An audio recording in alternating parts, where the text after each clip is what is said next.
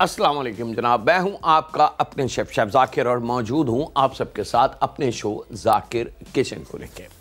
आज जनाब मंडे, और जैसे कि आपको पता है कि हमारी जो डिटेल होती है पूरे वीक की या पूरे महीने की, अगर हम वो बना लें तो वो एक जुमला जो हमारे घरों में होता है कि भाई आज खाने में क्या बनेगा, तो उसकी प्लानिंग अगर हम वक्त से पहले कर लें, मंथ को जहन में रख के, वेदर को जहन में रख के कि भाई अब सर्दियां हैं तो ये खाने होंगे, गर्मियां हैं तो ये खाने होंगे, कोई तकरीबात, कोई ऐसा सीज़न है जैसे ईद, बकरीद, या घर में कोई तकरीब है, शादी है या मंगनी है या कोई और खुशी का दिन है, तो उस हिसाब से अगर उसको तरतीब दे लें वक्त से पहले, तो उसकी आसानी ये होगी कि हम परचेजिंग बहुत टाइम अच्छे हमारे हाथ में होगा, हम कर लेंगे।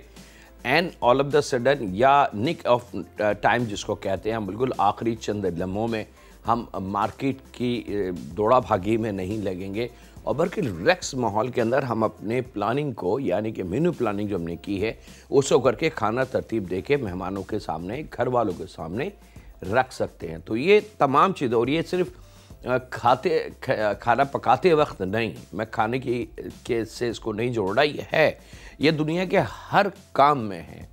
अगर आप अपनी लाए अमल को तैयार कर लें, अपने वर्क फ्रेम जिसको इंग्लिश में कहते हैं, काम करने का स्टार्ट और एंडिंग, वो तरतीब दे लें, तो मैं समझता हूँ कि बहुत सारे काम हमारे लम्हों में हो जाएं, अच्छी तरीके से हो जाएं, और उसके बाद हमें एक्स्ट्रा टाइम मिल जाएगा जो हम स्पेंड कर सकते हैं अपनी फैमिली के साथ, अपने बच्चों के साथ, और लातादाद दूसरे चीज़ों से अपने आप को एंटरटेन करा सकते हैं। होता ये है कि जब हम प्लानिंग नहीं करते किसी भी चीज़ की, तो हम चीज़ों को मिसयूज़ करना शुरू कर देते हैं, चीज़ों को बर्बादी की तरफ लेके चले जाते हैं, हमारी कुछ समझ में नहीं आता। मिसाल के तौर पे कि अगर मैं कौरमे मेरे पास मसाला है, मैं कौरमा शुरू करूं, और अगर मेरे पास उसकी कंप्लीट तैयारी ना हो, तो हो सकता है बनना शुरू हो कौरमा और बन के वो कुछ और खाना आ जाए।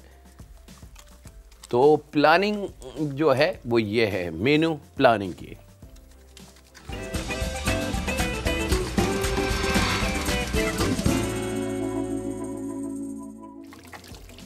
और किसी भी चीज़ की डिटेल बहुत ज़रूरी है। तो जनाब आज दो सफ़र हैं, दो सफ़र बड़े सिंपल, बड़े सादा। मेरे वो फैमिली मेम्बर जो रेड मीट मटन में कोई ख़ास चीज़ या बीफ में ख़ास चीज़ खाना चाहते हैं। अच्छा, इसका फ़ायदा ये है कि ये आप बीफ और मटन दोनों में बना सकते हैं। हाँ, चिकन का मैं आपको मशवरा नहीं दूंगा, क्योंकि चिकन में इतना टाइम नहीं लगेगा, और फिर जो पकाने का तरीका है इसका वो थोड़ा सा मुख्तलिफ है, और उस तरीके में अगर चिकन को हम पकाएंगे तो हो सकता है कि चिकन ओवर कुक हो जाए, और ओवर कुक होने के बाद चिकन का वो जायका जो एक मज़ेदार जायका होता है वो ख़त्म हो जाता है। जनाब चले बिस्मिल्लाहिर्रहमानिर्रहीम शुरू करते हैं।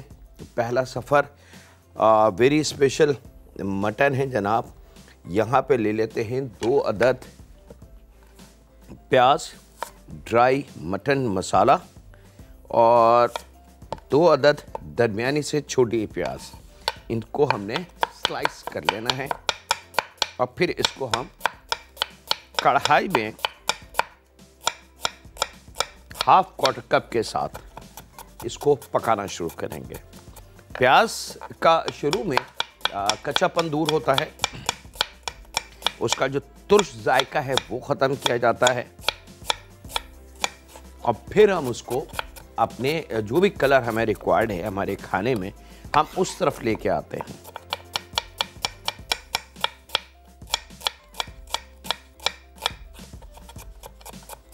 ½ केजी से 3 पाव मेरे पास मटन है। मेरे पास बोलने से जनाब आप चाहें तो हड्डी वाला इसमें इस्तेमाल कर सकते हैं, और अगर गाय के गोश्त का इस्तेमाल है तो वो भी सेम, आप चाहें तो हड्डी वाला और आप चाहें तो बगैर हड्डी का। ये रेडी जनाब, और यहाँ ले लेते हैं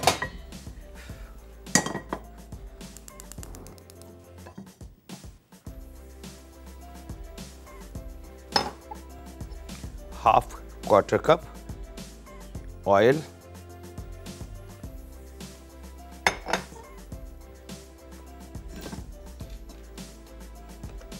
और ये प्याज शामिल होगी यहां।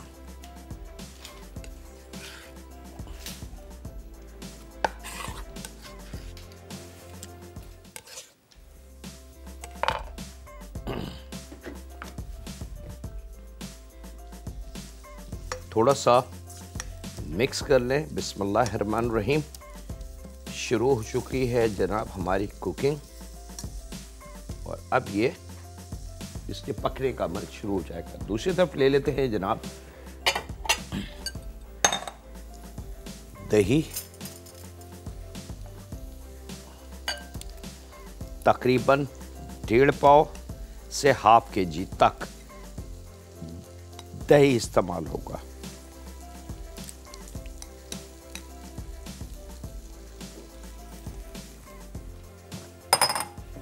अच्छा, अब 1.5 पाव से ½ किलो दही का बैलेंस वजह,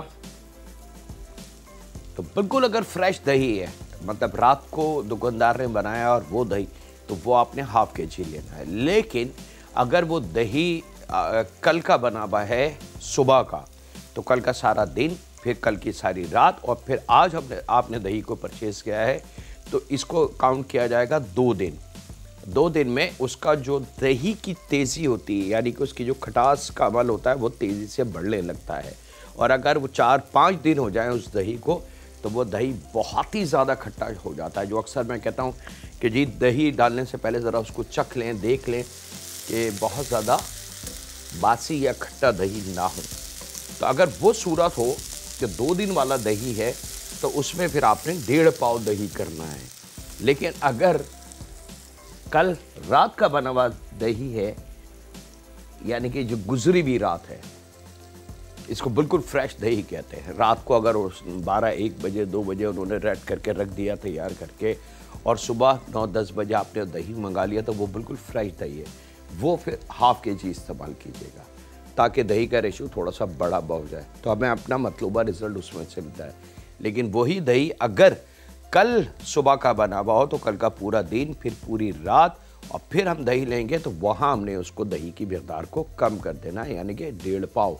ये बैलेंस बहुत कीमती है, याद रखिएगा इसको। इससे बड़ा अमल दखल होता है हमारे खानों में, और बहुत अच्छे से अच्छा जायका हम इससे बना सकते हैं। इस दही को खूब अच्छी तरीके से हमने मिक्स कर लेना है, और यहाँ पे अब इसके साथ साथ में मसाले शामिल करने। यहाँ पे 1 चाय की चमची फुल भर के पिसी लाल मिर्च, 1 चाय की चमची धनिया पाउडर भर के, और 1 चाय की चमची फुल भर के जीरा पाउडर, धनिया पाउडर, पिसी लाल मिर्च, और सेम मकदार हल्दी की, और सेम मकदार गरम मसाले की। यानी कि ये 5 चीज़ें, पिसी लाल मिर्च, हल्दी, धनिया, ज़ीरा पाउडर और गरम मसाला पाउडर, 5 चीज़ें तमाम की तमाम 1-1 चाय की चमची भर के, फुल भर के, वो हमने इस दही में शामिल करनी है, और इसको खूब अच्छी तरीके से हमने मिक्स कर देना है। थोड़ा सा इसमें पानी का इस्तेमाल करेंगे, तकरीबन ½ कप के बराबर, ताकि मसाले को खूब अच्छी मोहलत मिल जाए, और पानी की नमी के साथ उसकी जो खुशबू है तमाम मसालों की, यानी कि इन 5 मसालों की, वो एक जान होना शुरू हो जाए, और अच्छी तरीके से वो खुशबू एक दूसरे में रच बसना शुरू हो जाए। यही मसाला जो अभी इसमें मैंने शामिल की हैं 5 चीज़ें, अगर वो डायरेक्ट यहाँ मैं प्याज के साथ उसको भून के इस्तेमाल करता, तो उसका जायका शुमाल में चला जाता। लेकिन दही और पानी में भिगो के अगर इस्तेमाल में यही मसाला करूँगा, तो इसका जो जायका है वो जुनूब में चला जाएगा। ये बिल्कुल ऐसे 2 अलग चीज़ें, चीज़ सेम है, ज़रा सा भी फ़र्क नहीं है। एक राई के दाने के बराबर भी चीज़ों का फ़र्क नहीं है, सिर्फ इस्तेमाल का तरीका हम चेंज करेंगे, और हम जायके को चेंज कर लेंगे। यहाँ वक्त ब्रेक का है, मुलाकात करते हैं लम्हों के ब्रेक के बाद।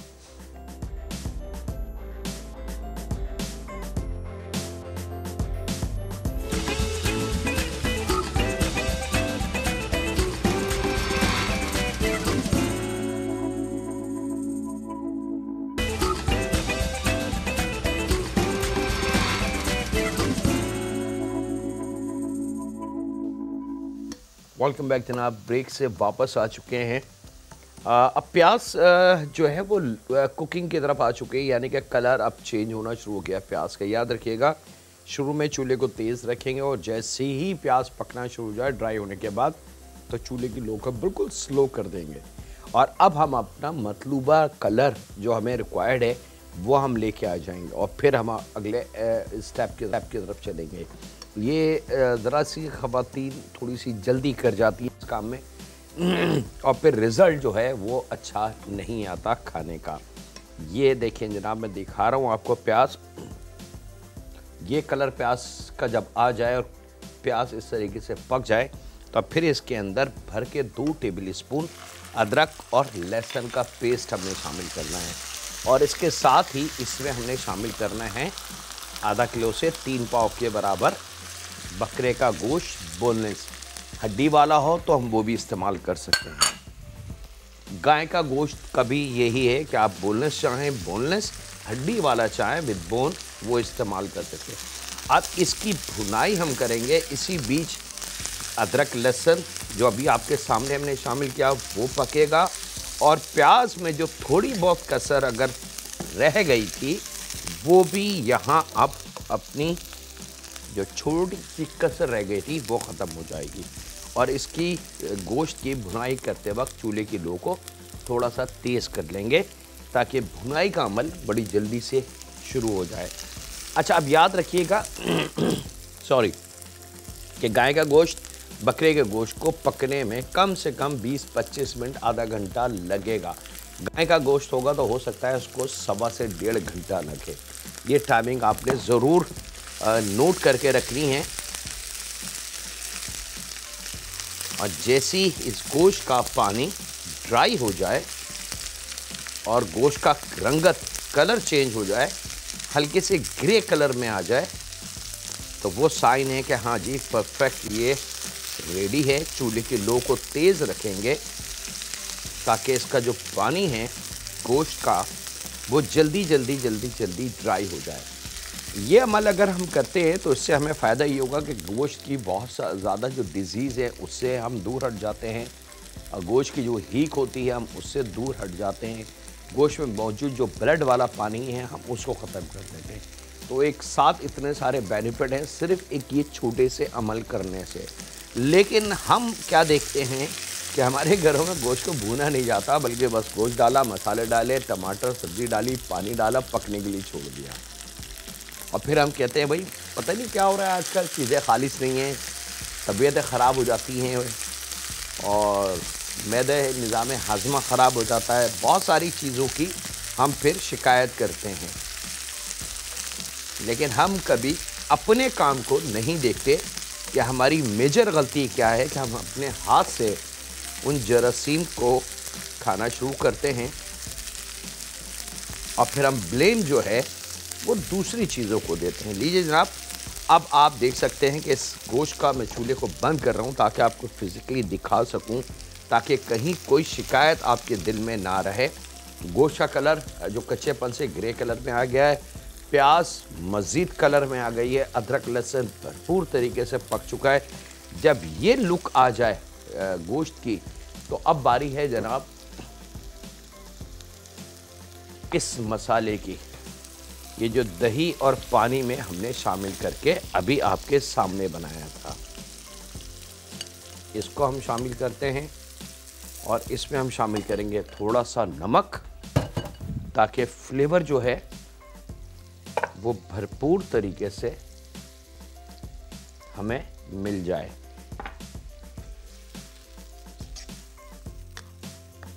और ये भी बड़ी कुदरती चीज़ है जनाब कि नमक के बग़ैर दुनिया का कोई भी मसाला, फ्रॉम A to Z की बात कर रहा हूँ, इसके अंदर चाइनीज़, इटालियन सारे खानों को शामिल करते हैं।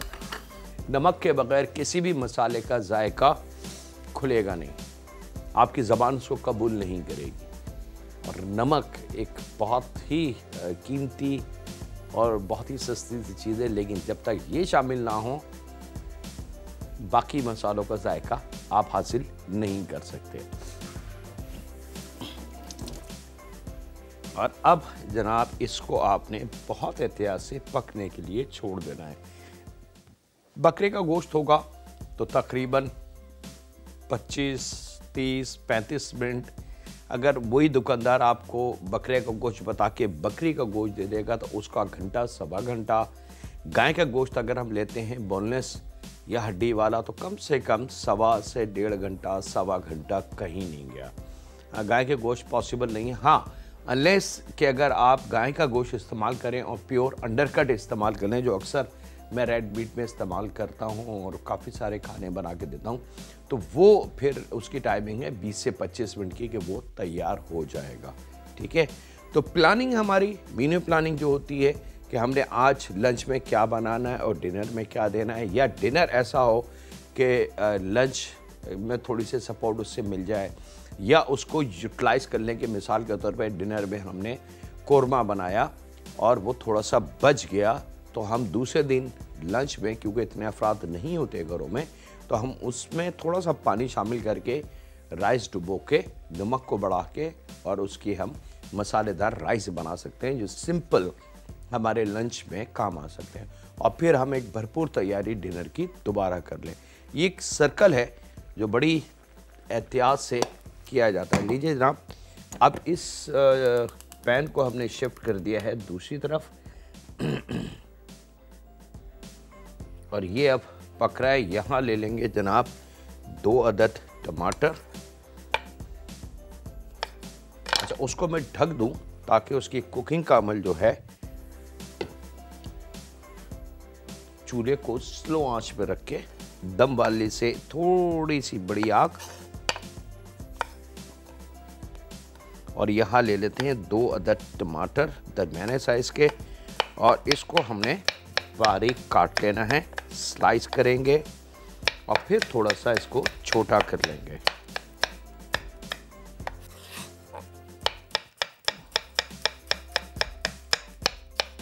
और इसके बाद फिर हम चलते हैं अपने एक और मज़ेदार सफ़र पे। वक्त एक छोटे से ब्रेक का, मुलाकात करते हैं लम्हों के ब्रेक के बाद।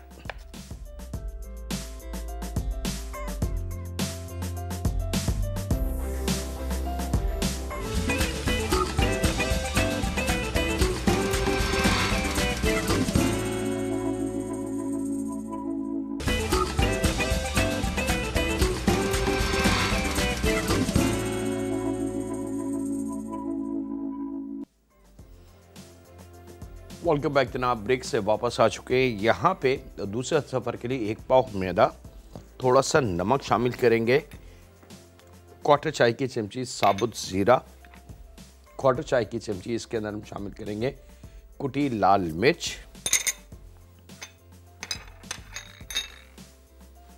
और थोड़ा सा पानी और तकरीबन 2 टेबल स्पून कुकिंग ऑयल के, ये शामिल करके इसको खूब अच्छी तरीके से हमने डो फॉर्म में गूंद लेना है।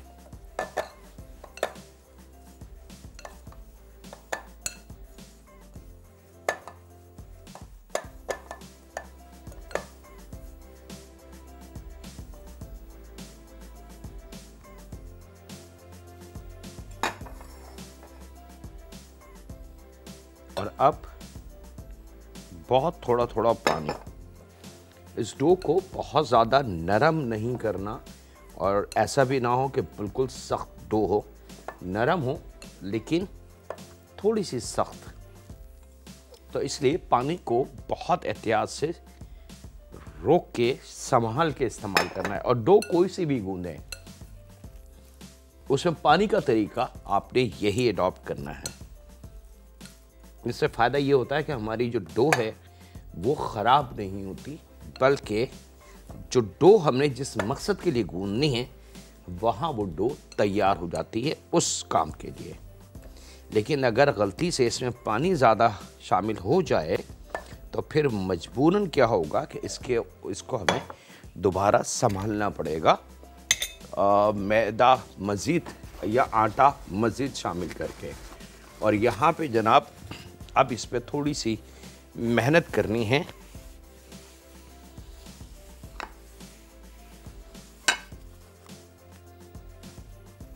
और हाथ की मदद से आपने इसको स्मूथ हम कर लेंगे।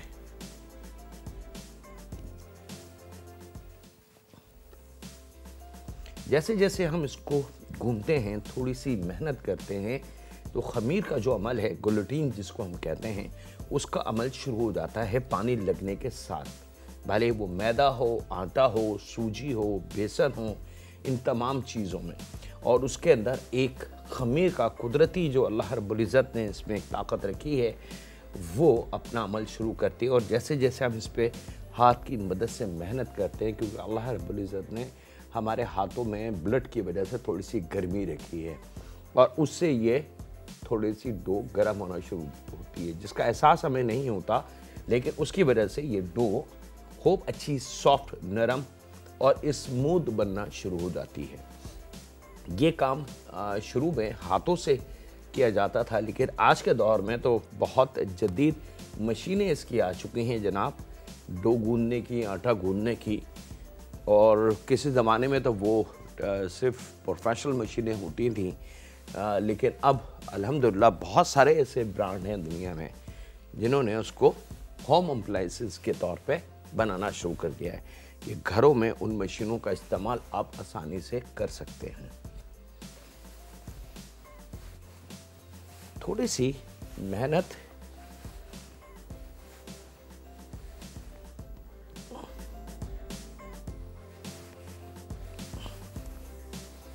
ये लीजिए जनाब, ये रेडी।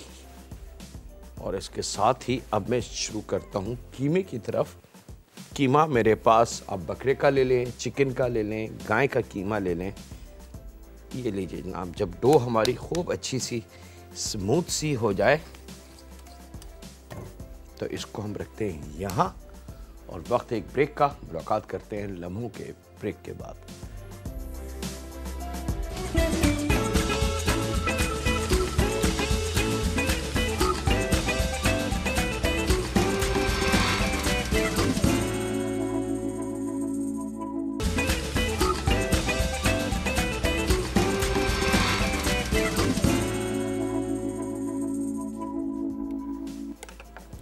वेलकम बैक जनाब, ब्रेक से वापस आ चुके हैं। अच्छा जनाब, यहाँ पे 2 अदद टमाटर आपके सामने जो काट के हमने चॉप कर लिए थे, क्वार्टर गड्डी धनिया है, और मोटी वाली हरी मिर्ची है 3 अदद, उसके हमने 1 के 2 किए, और उसके बाद उसको छोटा हमने काट लेना है। ये 3 चीज़ें तकरीबन 20 मिनट के बाद गोश्त में ये तीनों चीज़ें हमने शामिल कर देनी हैं, ताकि अब जो थोड़ी बहुत आखिरी स्टेज की कसर है गोश्त की, वो जैसे जैसे पूरी होती है तो ये टमाटर, हरा धनिया, हरी मिर्च भी जायके में आना शुरू हो जाए।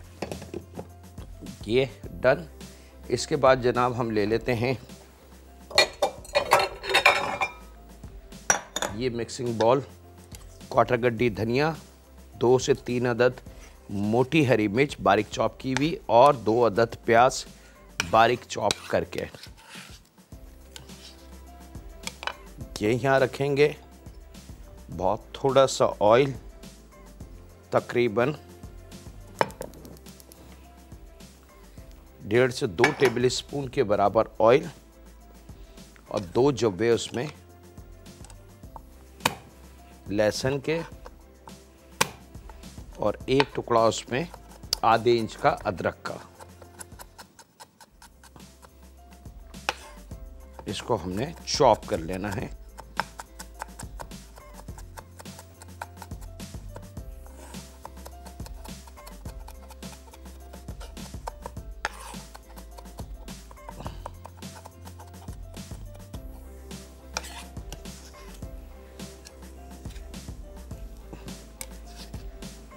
ऑयल में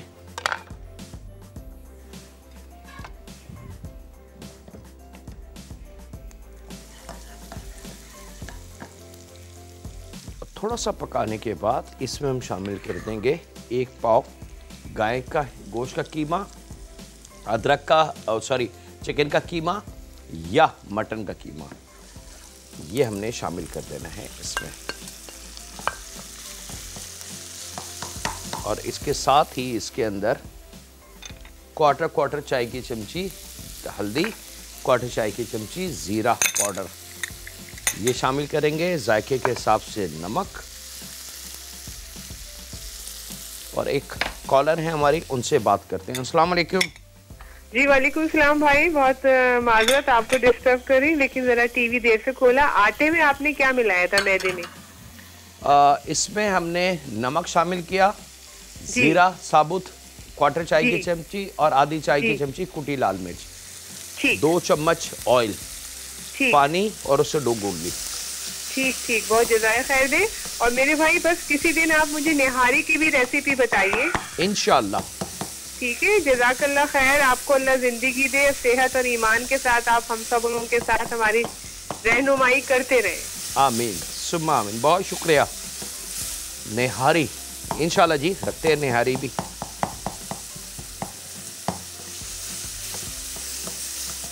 इसकी भुनाई हमने कर लेनी है। अच्छा, भूनते वक्त एक चीज़ का ख्याल रखें कि थोड़ा सा एडिशनल पानी इसके अंदर हमने शामिल करना है, ताकि नमक और जो हल्दी है, जो ज़ीरा पाउडर है, उसको थोड़ी सी मोहलत मज़ीद मिल जाए पकने की। और यहाँ एक नज़र हम अपने इस खाने को देख लें।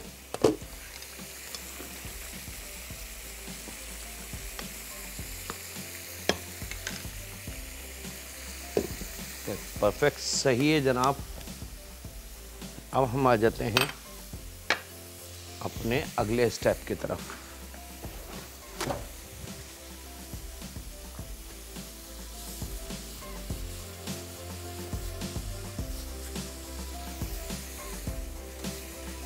अच्छा जनाब, यहाँ पे अब हमने 2 तरीके हैं इसके। या तो आप इतना छोटा पेड़ा बना लें,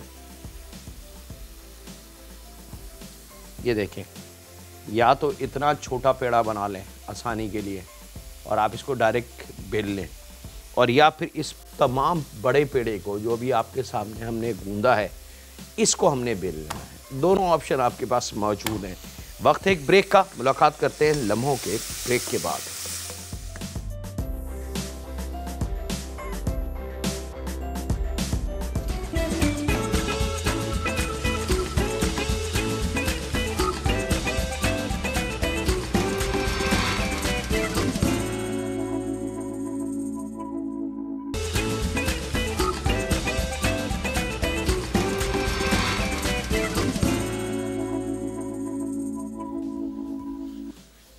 वेलकम बैक जनाब, ब्रेक से वापस आ चुके हैं। हमने अदरक लहसुन फ्रेश चॉप करके फिर कीमा उसको भूना और फिर 2 चीज़ें उसमें शामिल करी, एक हल्दी और एक ज़ीरा पाउडर, थोड़ा सा नमक, क्वार्टर चाय की चमची। उसको खूब अच्छी तरीके से तकरीबन हाफ क्वार्टर कप के बराबर उसमें पानी हमने शामिल किया और उसको खूब अच्छी तरीके से भून लिया। पानी जैसी ड्राई हुआ तो ये चॉप करी हुई प्याज, हरी मिर्च और हरा धनिया वो हमने उसमें कीमे में डाला, उसको मिक्स किया और फ़ौरन उतार लिया। पकाना नहीं है इसको, याद रखिएगा। ये हमारी इसकी फीलिंग बिल्कुल रेडी है। यहाँ जो डो आपके सामने हमने गूंदी थी आटे की, उसको आपने बेल लेना है रोटी की तरह, सेम रोटी चपाती पराठा की तरह।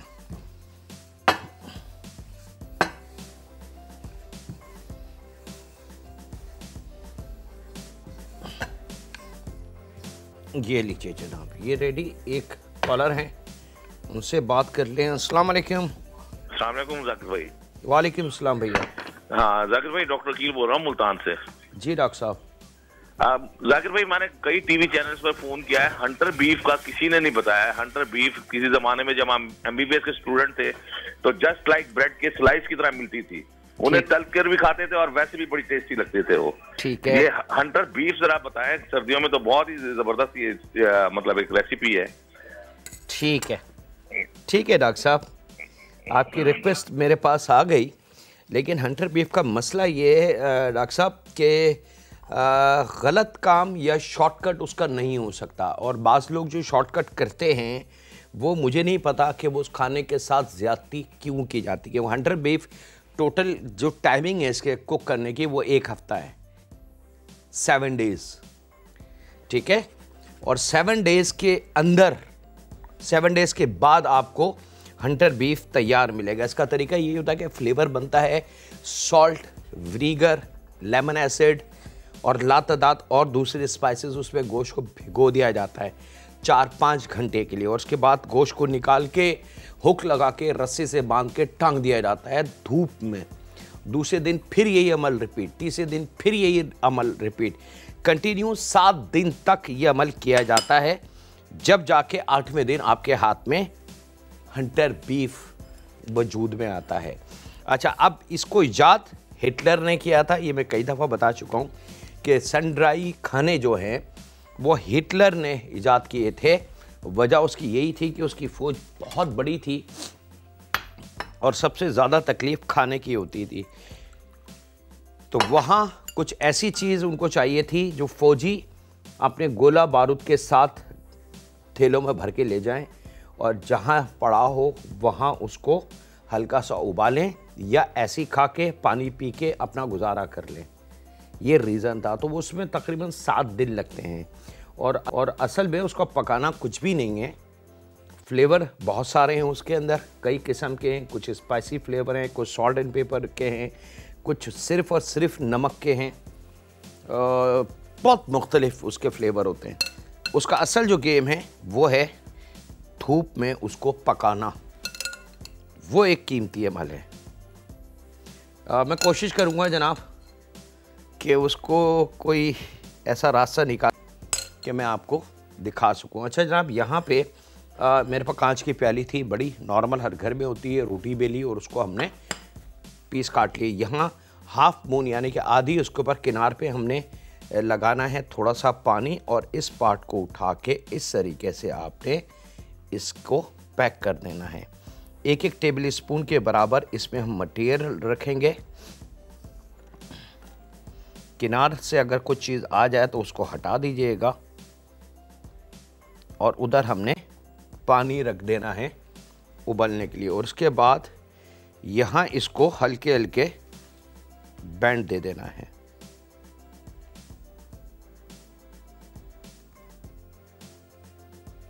बैंड दे दें, कांटे से दबा लें, बहुत सारे इसके पॉइंट्स हैं। आप इसको मकसद इसके जो ये जो जॉइंट है हमारा, इसको बहुत अच्छी तरीके से प्रेस कर लेना है। ऑयल हमारे पास गर्म होगा, एक तरीका ये है, एक तरीका इसका ये है,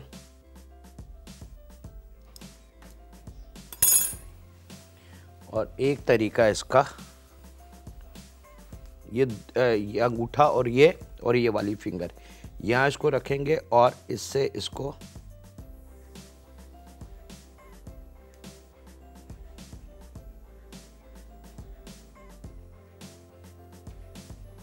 एक तरीका इसका ये है। ऑयल गरम बहुत ज़्यादा ना हो, हल्का गरम हो, और उसमें इसको स्लो आंच पे रख के आपने फ्राई कर लेना है। That's it. यहाँ पे मेरे पास मटन बिल्कुल रेडी है जनाब। मैं अब ज़रा सी उसकी, अच्छा जनाब, कल हमारा हेल्थ ऑन गो है और आप हमें कॉल कर सकते हैं किसी भी दिन, अगर कोई फूड से रिलेटेड किसी मसले में कोई परेशानी हो, हेल्दी फूड के बारे में अगर कुछ चीज़ सीखना समझना चाहते हो, तो हमारी लाइनें फेसबुक बिल्कुल रेडी हैं। और अगर आप चाहते हैं कि कोई ऐसा खाना जो आपकी दादी नानी बनाती हैं और कोई भी नहीं बनाता, और आप चाहते हैं कि वो खाना दुनिया देखे, तो वो भी आप हमें सेंड कर सकते हैं। चले जनाब, यहाँ पे अब आप देख सकते हैं ग्रेवी उसकी बड़ी मज़ेदार हो गई। ऑयल जो था वो नज़र आने लगा, कंप्लीट वाटरी उसकी जो लुक थी वो ख़त्म हो गई। यहाँ चूल्हे को करेंगे बंद और इसको डिश आउट कर लेते हैं। बिस्मिल्लाहिर्रहमानिर्रहीम। ये आपका मटन मसाला बिल्कुल डन। सॉरी जी, ये ज़रा काउंटर वो है मैदे से भरपूर। थोड़ी थोड़ी देर के बाद इसको टर्न कर दें और गोल्डन कलर आते ही इसको आपने रिमूव कर लेना है। गेट टुगेदर आपकी फैमिली में कोई अचानक के मेहमान या कोई सेलिब्रेशन आपके घर में हो, तो इस किस्म के फिंगर फूड या नमकीन चीज़ें, सैबरी चीज़ें, वो आप अपने हाथ से बना के सर्व कर सकते हैं। अब आपको पता है 100% आप इसमें मुतमईन हैं कि क्वालिटी का मैदा है, क्वालिटी का कीमा है, क्वालिटी की प्याज, जो ऑयल आपने इस्तेमाल किया वो 100% खालिस है, और जिस तरीके से आपने उसको बनाया वो बहुत हाइजीनिकली तरीका है। तो यही वो चीज़ें हैं जिससे हम जीत सकते हैं बीमारियों से और लड़ सकते हैं बीमारियों से। यहाँ गोल्डन कलर आने के बाद इनको हमने सर्व करना है, और साथ साथ वक्त है आपसे इजाज़त लेने का, अपने घर वालों का, दोस्तों का, बुज़ुर्गों का, बच्चों का और बेटियों का बहुत ज़्यादा ख्याल रखें, और दुआ करते रहें हर वक्त उस खालिस से कि ऐ मालिक हमें बख्श दे और हमसे राज़ी हो जा। हम जानते हैं कि हम गुनाहगार हैं, लेकिन ऐ रब हम सिर्फ तुझसे रहम की तलबगार हैं, और तू ही हमें माफ़ करने वाला है। अल्लाह हाफिज़ और निगहबान।